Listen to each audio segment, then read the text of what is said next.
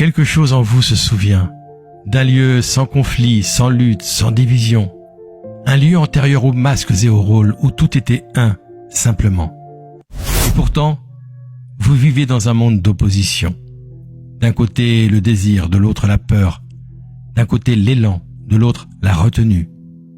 À chaque instant, vous choisissez, vous tranchez, vous vous adaptez, sans même savoir quand cette guerre a commencé.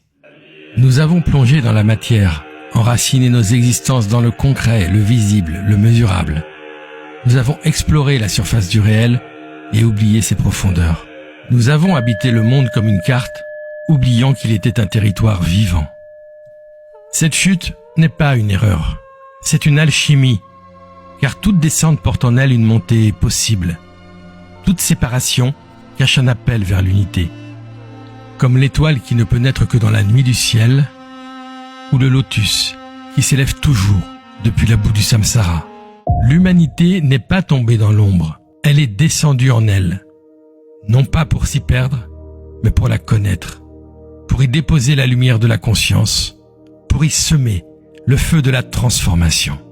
En nous incarnant, nous n'avons pas seulement traversé un voile, nous avons accepté de jouer le jeu de l'oubli.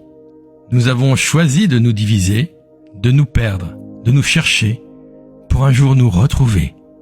Nous avons accepté de vivre dans la dualité, non pas comme une punition, mais comme une initiation, non pour y rester, mais pour la traverser.